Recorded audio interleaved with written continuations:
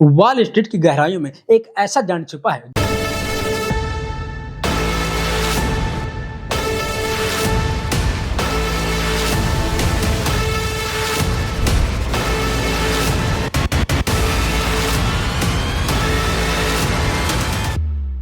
जो पूरी दुनिया को संभाल रहा है।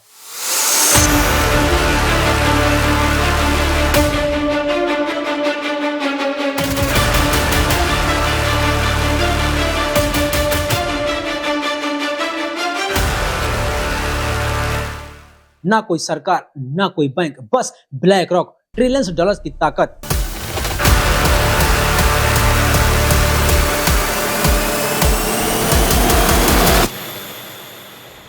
और इसके पीछे लैरी फिंक, एक ऐसी कहानी जो एक गलती से शुरू हुई लेकिन आज फाइनेंस का सबसे बड़ा एम्पायर बन गई।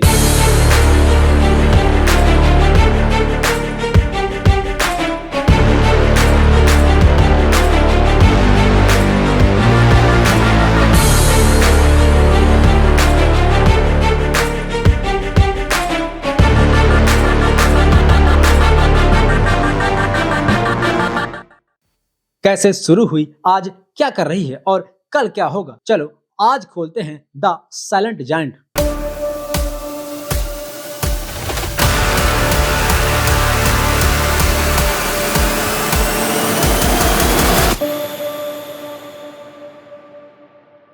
दोस्तों जरा सोच कर देखो, एक ऐसी कंपनी जो Apple, Google, Reliance, Tata, Samsung, Microsoft, Nvidia हर बड़ी कंपनी में हिस्सेदारी रखती है। चुपके लेकिन बोर्ड रूम में बस एक इशारा और फैसले पलट जाते हैं। ये है ब्लैक रॉक, दुनिया का सबसे बड़ा एसेट मैनेजर। और अब 2026 में इसके पास 14 trillion dollar asset under management हो चुका है, मतलब कई देशों की पूरी जीडीपी से भी ज्यादा। इसके बॉस लैरी फिंक ने 1986 में $100 मिलियन का लॉस झेला था, लेकिन उसी से सीखकर आज फाइनेंस का सबसे पावरफुल आदमी बन गया। अगर आप जानना चाहते हो कि असल में दुनिया का पैसा कौन चला रहा है तो ये वीडियो अंत तक देखो। क्या ये पावर अच्छी है या खतरनाक, चलो इसे स्टेप बाय स्टेप समझते हैं।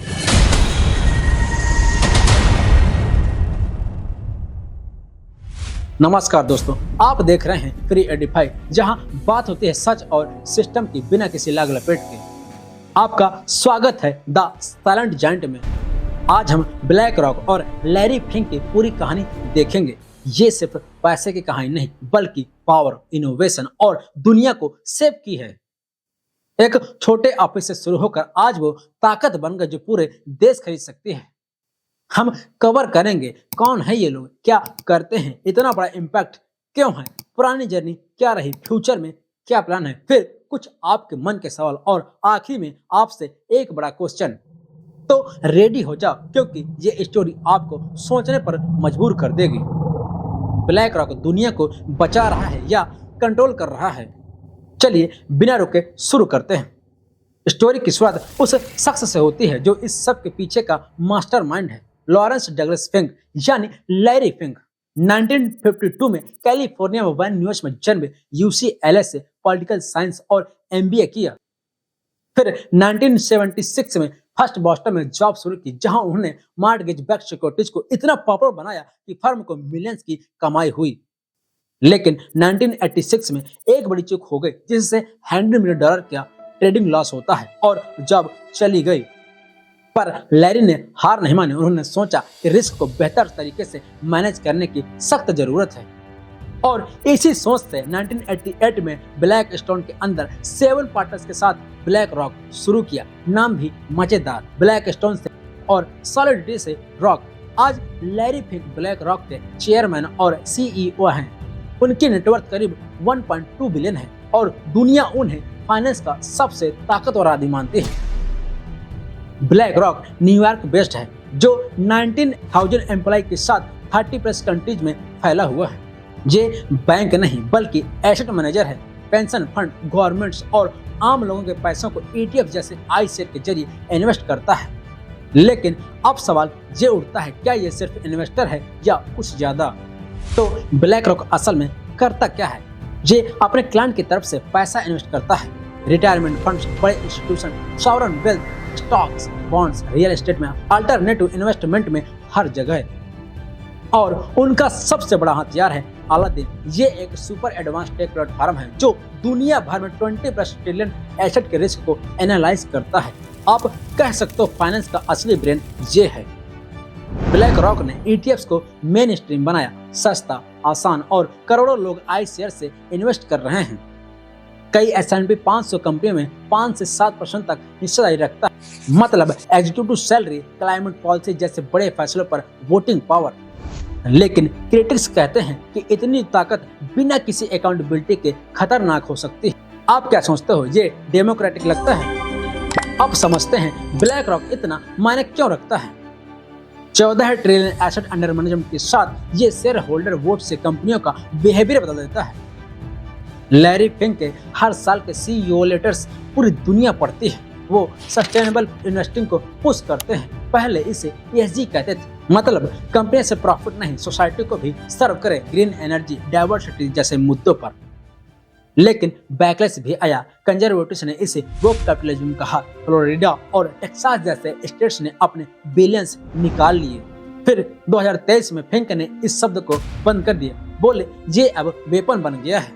2008 की क्राइसिस में फेड को टॉक्सिक एसेट मैनेज करने में हेल्प की और अब डेवॉस 2026 में फिंक ने AI पर साफ वार्निंग दी। अगर AI के फायदे सिर्फ अमीरों तक पहुंचे और वर्कर्स पीछे छूट गए तो कैपिटलिज्म फेल हो सकता है। तो ब्लैक रॉक असमानता बढ़ा रहा है या कम कर रहा है? चलिए अब पास्ट में चलते हैं स्टेप बाय स्टेप। 1988 में black rock $1 billion asset under management से शुरू हुआ। 1994 तक $53 बिलियन पहुंच गया। 1999 में IPO हुआ, एसेट अंडर मैनेजमेंट 165 बिलियन हो गया। फिर 2008 क्राइसिस आया। ये टर्निंग पॉइंट था जब ब्लैक रॉक ने बार्कलाइज ग्लोबल इन्वेस्टर खरीदा और एसेट अंडर मैनेजमेंट 3.3 बिलियन हो गया। 2010 के बाद ग्रोथ स्पीड पकड़ी। 2022 में $10 ट्रिलियन और अब 2026 में $14 ट्रिलियन। 2024-25 में global infrastructure partners 12.5 billion deal, bitcoin ETFs launch और भी कई बड़े मूव्स। कंट्रोवर्सीज भी रही। फॉसिल फ्यूल्स में इन्वेस्टमेंट, चाइना से टाइज, मार्केट डोमिनेंस पर एंटी ट्रस्ट कंसर्न्स, लेकिन ग्रोथ कभी रुकी नहीं। अब फ्यूचर की बात करें, 2026 ब्लैक रॉक के लिए मोमेंटम का साल है। GIP, HPS, प्रैगिन के साथ अब पूरी तरह unified platform, focus private markets पर और सबसे बड़ा टोकनाइजेशन। लैरी फिंक कहते हैं कि पूरी फाइनेंशियल सिस्टम का एक कॉमन ब्लॉकचेन होना चाहिए। फीस कम होगी, इन्वेस्टिंग डेमोक्रेटाइज हो जाएगी और AI driven investing, digital assets, ageing population के लिए रिटायरमेंट सॉल्यूशंस। रिस्क्स भी हैं, रेगुलेशन, जियोपॉलिटिकल टेंशन, वैनगार्ड जैसे कंपटीशन। फिंक की बात करें तो AI कैपिटल स्पेंडिंग बढ़ेगी, लेकिन अगर वर्कर का साथ न लिया तो कैपिटलिज्म खतरे में पड़ सकता है। क्या ब्लैक रॉक का डोमिनेंस ऐसे ही चलता रहेगा? आप कुछ आपके मन के कॉमन सवाल लेते हैं। ब्लैक रॉक बहुत ज्यादा पावरफुल है क्या? हाँ, लेकिन ये क्लाइंट की तरफ से वोट करता है। तो दूसरी ड्यूटी है, क्रिटिक्स कंसंट्रेट पावर से डरते हैं। क्या सच में ये दुनिया ऑन करता है? नहीं, सिर्फ मैनेज करता है। लेकिन एटेक्स से इन्फ्लुएंस बहुत बड़ा है। ESG का क्या हुआ? पॉलिटिकल प्रेशर से रीब्रांड कर दिया, अब सस्टेनेबल कहते हैं। फ्यूचर में क्या रिस्क्स हैं? मार्केट क्रैश, ESG बैन या टोकनाइजेशन में रेगुलेशन इशूज। दोस्तों, ब्लैक रॉक वो साइलेंट जायंट है, इनोवेटिव, कंट्रोवर्शियल, पावरफुल लेकिन हमेशा शांत। लैरी फिंक की लेगेसी है फाइनेंस को टेक और पर्पस से जोड़ना। हीरो हो या हेगेमॉन, इम्पैक्ट तो अनडिनाइबल है। अब सबसे बड़ा सवाल आपसे, क्या इतनी पावर एक जगह सेफ है? कमेंट में जरूर बताना ब्लैक रॉक की पावर अच्छी है या नहीं। अगर वीडियो पसंद आया तो लाइक कर दो, सब्सक्राइब कर दो ऐसी डीप स्टोरीज के लिए, और दोस्तों के साथ शेयर करो। याद रखना, मनी की दुनिया में नॉलेज ही असली पावर है। स्मार्टली इन्वेस्ट करो और इन जायंट्स को हमेशा क्वेश्चन करते रहो। द साइलेंट जायंट देखने के लिए बहुत बहुत धन्यवाद। मिलते हैं नेक्स्ट वीडियो में। जय हिंद।